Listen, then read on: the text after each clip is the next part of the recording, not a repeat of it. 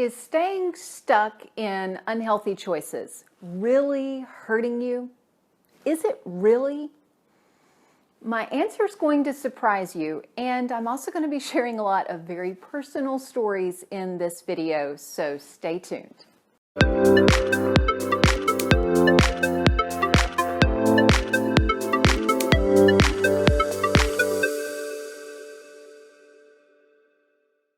Welcome, I'm Sherry Traxler with Your Life, author of Go Forward, 28 Days to Eat, Move, and Enjoy Life, God's Way.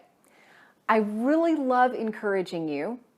Sometimes though, we've got to do the flip side of the coin, and that's what we're going to be doing today. I promise it won't be too painful, and it's going to motivate you, and next week we are going to get back on the bright side. But to make changes, to make a transformation in your life requires maybe 95% knowing all the good stuff, but occasionally knowing how something is hurting you if you don't make a transformation. First story on myself, I was trapped in an unhealthy relationship with food. And if you want to know more details on that, I have other videos on my channel about this. My unhealthy relationship with food might look different than yours. My unhealthy relationship with food was diet mentality and making myself go hungry, and then the subsequent binging and sneak eating. It wasn't just about how I ate. It was also about how my relationship with food, how being trapped in that was eating me, was eating my self-esteem. It also limited my relationships. I remember one party, instead of being out enjoying everyone's presence and getting to know people, I was hiding in the bathroom, just dealing emotionally with my relationship with food. That was such a waste of relationship building. And that wasn't just one party this happened, it was a lot.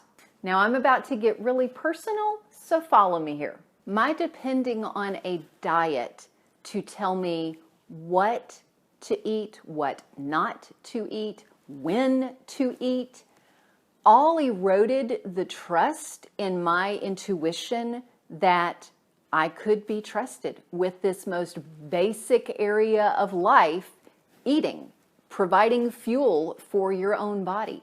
It taught me that I could not be trusted, but somebody else could be. You know, the author of whatever the latest diet book was that I had, it taught me that that other person knew better for me than what I knew for me. When I would make myself go hungry, it subconsciously told me, your needs don't matter. While these two lies played out in many areas, one of the most painful areas it played out was in a bad marriage and a divorce. Now, before you say, how in the world can you go from what you eat to affecting a marriage and divorce, understand that your actions teach you what to believe. And not a single action one time, but over and over again.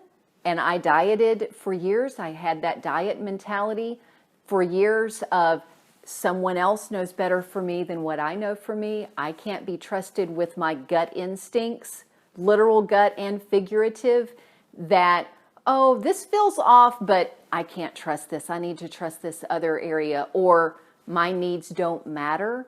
Yeah, that sets you up for some bad thinking in relationships. Now, you know I have to go to the positive side of this a little bit at least, even in this video. So I want to tell you about a gentleman who came to me. He came to me wanting to work on weight loss for his confidence. But as you know, it wasn't all about weight loss. So within one workout, within one workout, he texted me saying, I just finished my first workout. My ego is back. Wow, within one workout. And why is that? Because he kept promises to himself. His actions taught him what to believe. Your actions teach you what to believe. The obvious harm of not living healthy is yeah, it's going to affect your health.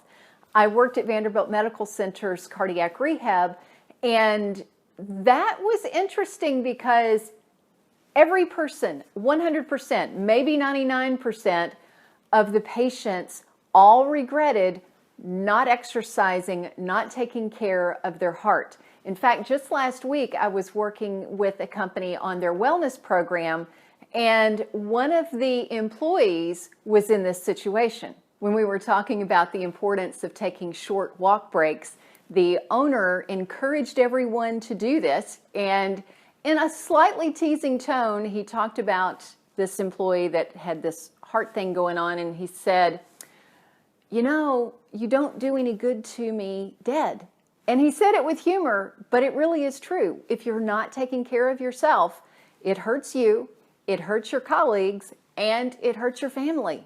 Last, the way that you are hurt by making unhealthy choices is in your wallet. Yes, your money, and two ways with your money. Let me give you an example. One gentleman came to me wanting to thicken up his wallet, increase his income. His issue was he was not getting good quality sleep. He was staying up in the evenings, scrolling on social media, and he was able to notice he wasn't as productive, did not make as much money when he was tired. Go figure.